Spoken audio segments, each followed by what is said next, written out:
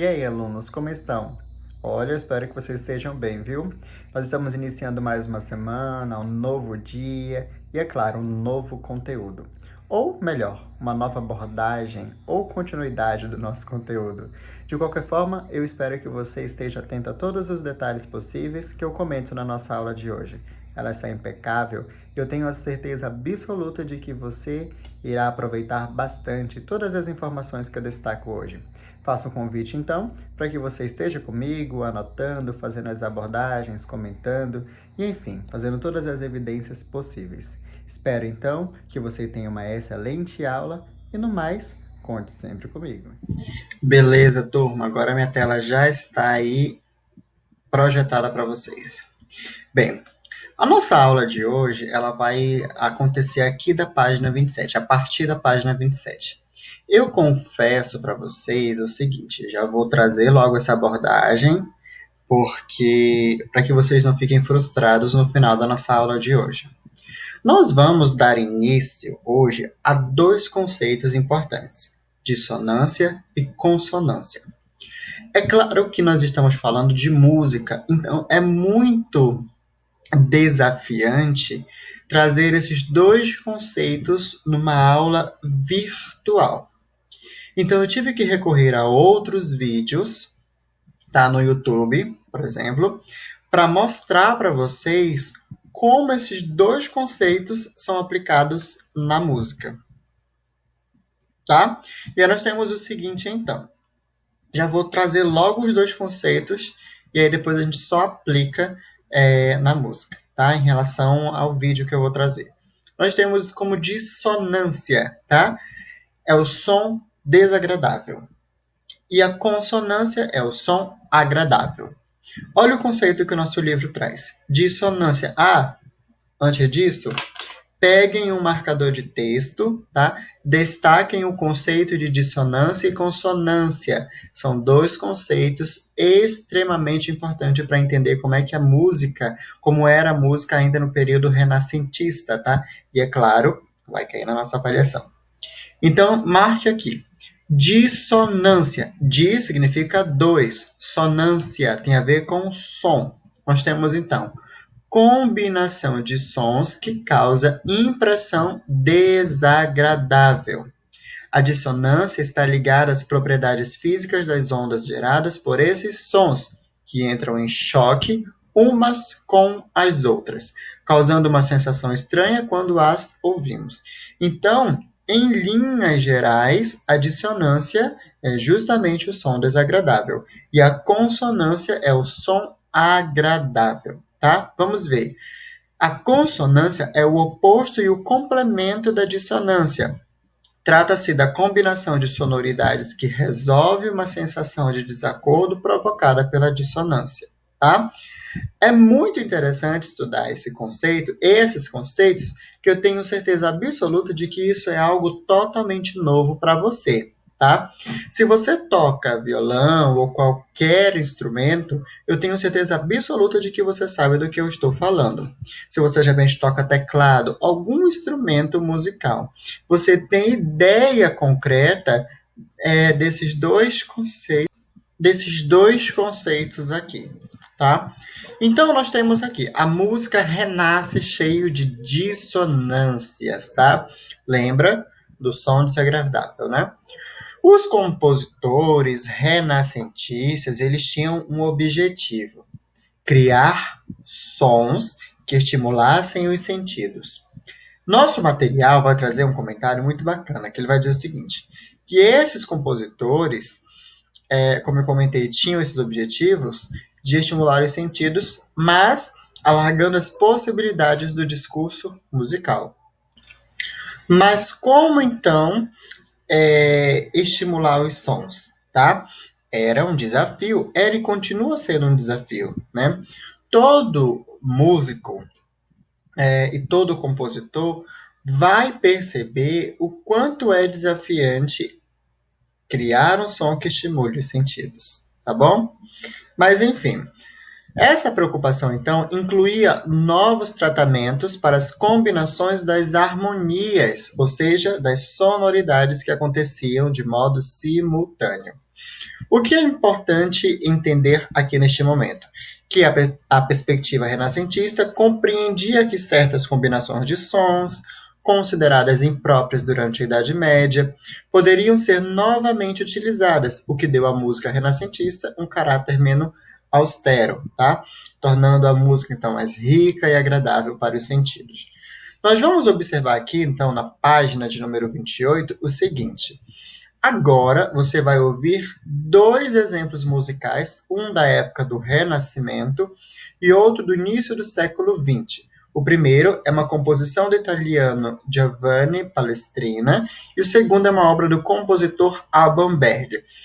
Ouça as duas obras com atenção e responda. Qual delas utiliza mais dissonâncias no seu discurso e de que obra você mais gostou? E por quê? Essa parte aqui, aprecie, eu vou deixar que você faça essa pesquisa e responda essas duas perguntas no seu caderno, tá? Porque o que eu quero para hoje é evidenciar esse conceito de dissonância e consonância, tá? Esse fazer artístico você não precisa fazer, tá? E aí nós pulamos aqui para a música instrumental. Vamos agora dar uma pausa na nossa aula e vamos assistir a um vídeo sobre os dois conceitos que eu pedi, na verdade, que eu comecei a nossa aula hoje por meio desses dois conceitos, né? Então vamos dar uma olhadinha nesse vídeo. É bem rápido, só para vocês terem ideia concreta do que eu estava falando. Vamos lá. Pronto, aqui estamos. Prestem bastante atenção, tá? Vamos lá. Então, pessoal, nesse vídeo eu vou mostrar os conceitos de consonância e dissonância. Então, é a combinação.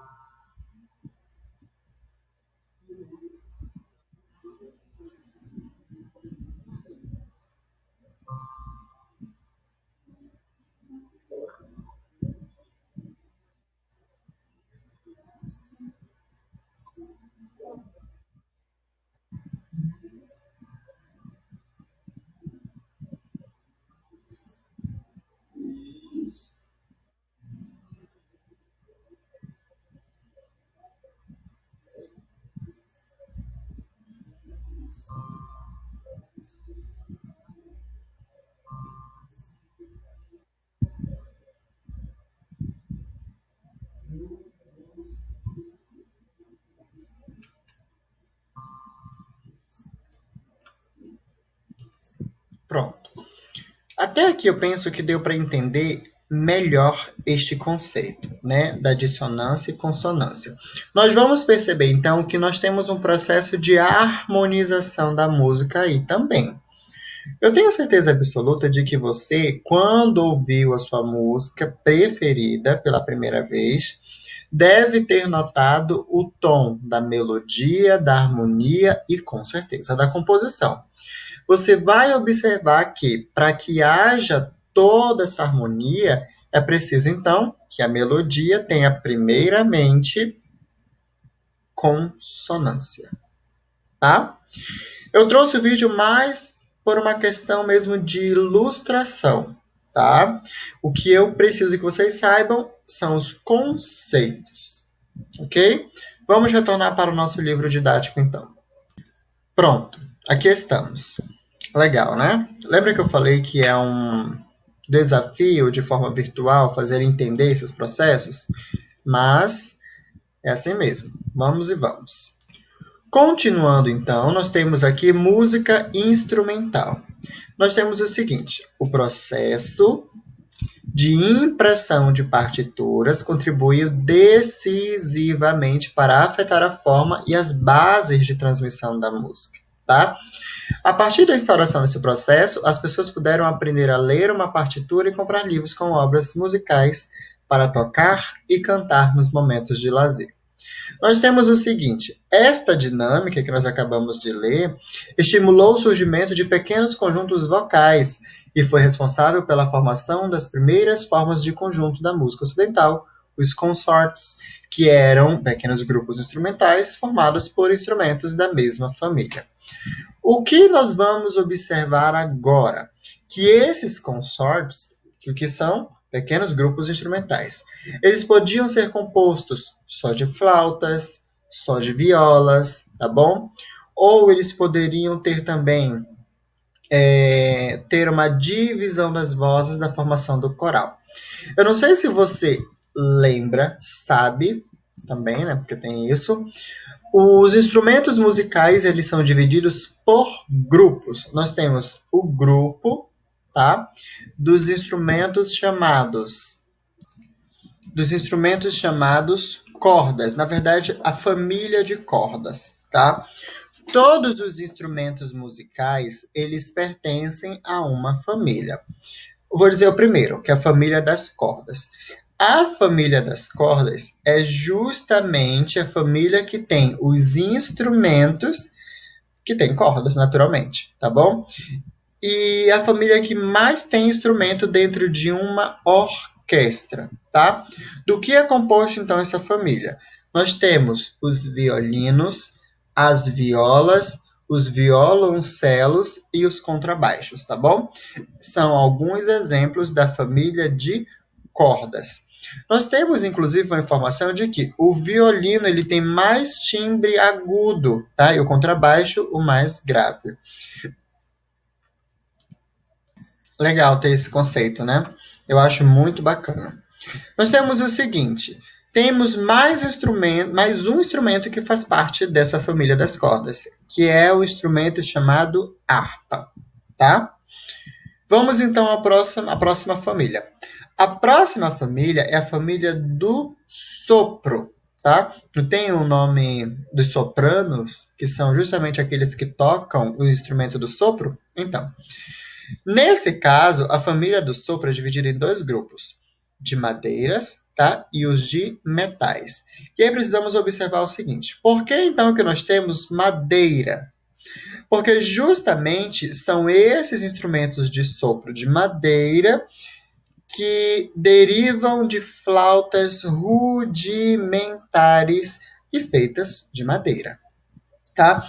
Nós temos então como exemplo o flautim, o oboé, tá bom? Nós temos o corno inglês, o clarone, a clarinete, tá bom? O fagote. Todos eles são instrumentos que pertencem a esta família.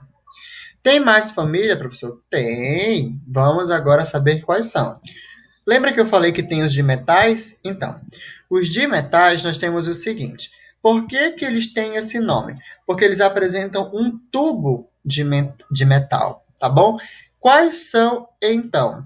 A tuba, trombone, trompa, tá bom? Nós temos também a trompete, que são instrumentos que têm esse tubo de metal e fazem parte, então, da família dos instrumentos de sopro, ok? Vamos ver então que nós temos os instrumentos de percussão, que é uma outra família. Então, já falei da família de cordas, já falei da família dos sopros. Eu não posso esquecer que, como é muita informação, e aí às vezes a gente causa uma confusão nas famílias, né? E agora nós vamos para a família de percussão. A família de percussão é bem interessante, porque, de modo geral, são esses instrumentos que marcam o ritmo. Professor, mas é importante eu saber de tudo isso? É importante você saber, mas você pode anotar se você quiser. Eu trouxe aqui mais com o objetivo de ilustrar a nossa aula, tá? Nós temos o seguinte, então. Esses instrumentos de percussão, eles vão se caracterizar pelo quê? Pela fricção, pela batida, pela agitação, tá bom? Tanto que nós temos o quê? O xilofone, nós temos os pratos, nós temos o pandeiro, nós temos o triângulo, o gongo. Deixa eu ver aqui mais, a caixa, o tímpano e por aí vai. Mas onde que entra o piano nessa história inteira? Qual família que ele está associado? Ele entra na família de percussão, porque ele é considerado um instrumento de percussão. Porque quando tocamos as suas teclas, automaticamente é ativado o mecanismo em que os seus martelos produzem, ou melhor, percutem as cordas e vão produzir o som, tá? Ah, professor, mas só tem essas famílias? Não, temos mais uma. E aí nós temos agora a família do teclado, tá bom? A família do teclado é aquela família em que os mecanismos de execução se originam em um teclado, tá? Tá, professor, mas e o piano? Pera, que o piano, eu comentei sobre o seguinte lá de como é produzido o som. Aqui ele não vai entrar aqui porque nós temos uma técnica um pouco mais diferente, tá bom? Nós temos então o órgão, que é parecido com o teclado, tá bom? Mas pertence a esta família. Nós temos o cravo e o clavicórdio. O órgão, ele é o instrumento mais antigo, tá? Mas, professor, por que eu preciso saber de tudo isso? Que para você ter ideia de como que a música traz uma família vasta e variada de instrumentos. E que, é claro, toda música ela tem uma riqueza de melodia. Toda, gente, toda música tem uma riqueza de melodia, tá? E que toda música ela é muito bem trabalhada para chegar aos dias atuais como as músicas que nós conhecemos e ouvimos, tá bom? Então, se você gosta de algum cantor, de alguma banda, saiba que ele com certeza sabe de todos esses conceitos. Claro, de uma maneira muito maior, que é o trabalho dele. Aqui nós estamos trabalhando apenas conceitos soltos, tá? E alguns itens básicos para entender essa parte musical, tá? Maravilha, então. Vamos continuar e vamos ir para a nossa próxima página. Nós temos aqui uma imagem de uma partitura musical. O mais interessante, gente, da partitura é o fato de que a partitura é um material que ele é bem complicado. Bem complicado, viu? Ele é complicado para os próprios músicos. Tanto que uma partitura dessa, veja, uma partitura dessa aqui, nós temos vários elementos, vários itens que só o músico conhece. Temos um outro profissional que é chamado de copista. Esse profissional, o copista, ele vai resgatar partituras antigas e ele não vai reescrever, ele vai resgatar mesmo, tá? E ele vai copiar as partituras de uma forma que a música que esteve, ou melhor, que está naquela partitura, possa ser recriada ou reinventada. É um trabalho muito difícil, gente. Muito difícil, não é algo tão fácil assim. Então, para entender a partitura, só realmente um músico ou uma pessoa que seja da área de música, tá bom? Não é nosso trabalho aqui fazer uma análise de cada notinha dessa. É apenas conhecer e resgatar conceitos, tá bom? Nós temos o seguinte, nós temos o item, instrumentos também tem família. Olha, não falei para vocês acerca dos instrumentos? Aqui nós temos então. Nós temos o seguinte, o desenvolvimento das famílias instrumentais teve um início, onde? No Renascimento. É por isso que nós estamos estudando esses instrumentos dentro deste período, deste movimento, tá bom? Do Renascimento até os dias atuais, os instrumentos eles foram tomando novas formas, tá? E foi crescendo consequentemente. Nós temos o seguinte, vamos observar aqui, ó. Todos esses instrumentos, eles têm timbres de diferentes famílias. Vamos conhecer aqui alguns, embora eu já tive comentando ali sobre alguns outros instrumentos, tá bom? Nós temos os instrumentos de sopro, que eu já comentei, os de corda, e agora vem uma informação que eu não tinha falado, que é a voz humana. A voz humana eu ainda não tinha falado, tá? E agora nós vamos conhecer quem é quem aí na peça. Nos instrumentos de sopro, nós temos tuba baixo, tá? É porque, assim, os instrumentos que eu citei há pouco, eu trouxe de uma forma sintetizada, tá? Aqui, ele vai trazer de uma forma um pouco maior, repertório é maior, tá bom? Mas você não precisa decorar o nome de cada um, não vai ser necessário isso. Isso aqui é apenas didático, uma maneira de você enxergar essa família de instrumentos e o papel do ser humano, né, dentro dessa classificação. Então, nós temos o flautim, vou começar daqui. Tuba baixo, fagote, clarinete baixo, trombone, trompa, trompete, clarinete, oboé, flauta e flautim. A família do sopro, tá? A família dos instrumentos de sopro. Depois nós temos os instrumentos de corda, aí vem violão da gamba, violoncelo, viola e violino.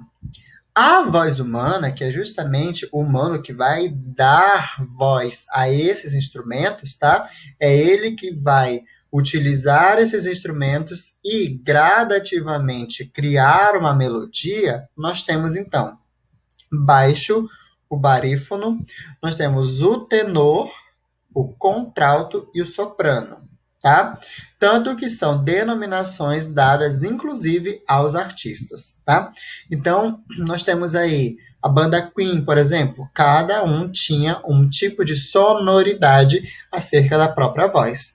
Tem pessoas que têm vozes mais agudas, mais graves, que duram maior tempo na hora de pronunciar determinado tom, tá bom? E aí vai depender de pessoa para pessoa, ok?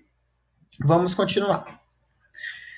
A nossa aula, ela vai terminar aqui na página 30, tá bom?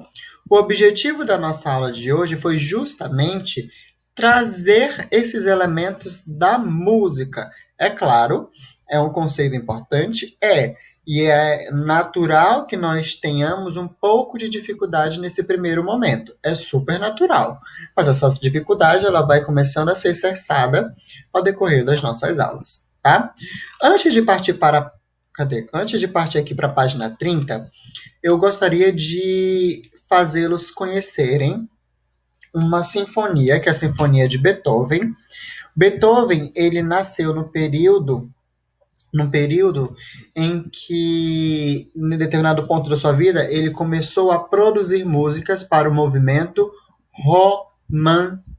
movimento do romantismo, quase não sai, né? O movimento do romantismo. E aí eu quero resgatar só um trechinho da sinfonia, de uma sinfonia dele, porque assim, é importante que a gente tenha noção de como que a música é produzida, tá? Os materiais do Beethoven chegaram até os dias atuais graças ao trabalho do copista, porque no tempo em que ele viveu, nós não tínhamos ainda pendrives, gravadores, tá bom? Para gravar a composição dele. Então, o copista pegou as partituras do Beethoven, analisou, estudou e criou a partir dali. Aliás, não é que criou, né? Mas ele resgatou a partir dali toda a produção musical de Beethoven, tá? Então, nós só conhecemos hoje o material de Beethoven graças ao material do copista, graças ao trabalho do copista e, consequentemente, graças às partituras musicais do Beethoven. Muita informação, né? Mas calma. Vamos lá, então. É só para vocês entenderem como que era a produção musical ainda no período do romantismo na Europa, tá? Se você, lembrando que nós temos uma atividade para você ir até a internet, dar uma olhadinha da música ainda do período renascentista. Por que eu não trouxe hoje? Porque senão eu ia fazer a sua lição de casa. E não é esse o objetivo, tá bom? Ó, eu trouxe um trechinho, tá? Minha iluminação ficou um pouco mais escura, né? Mas é natural. Porque o vídeo, ele é um pouco escuro. Mas enfim, não tem problema. A iluminação da tela, ela se desfez. Mas enfim. Aqui nós vamos ter uma... Pronto, tô parecendo um fantasma aqui aparecendo para vocês. Mas é por conta aqui do nosso vídeo, né? Como o fundo é preto, a iluminação ela sai de cena. Mas enfim, nós temos aqui o seguinte: o Moonlight Sonata, ou Nona Sinfonia de Beethoven, tá? Prestem atenção na melodia, olha só.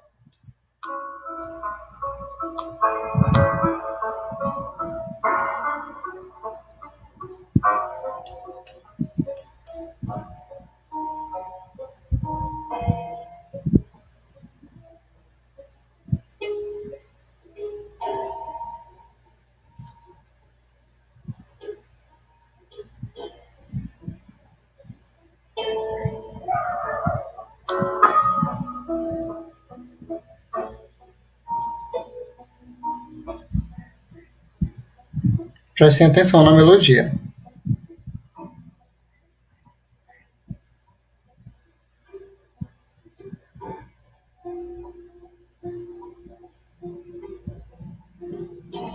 Isso é música clássica, tá?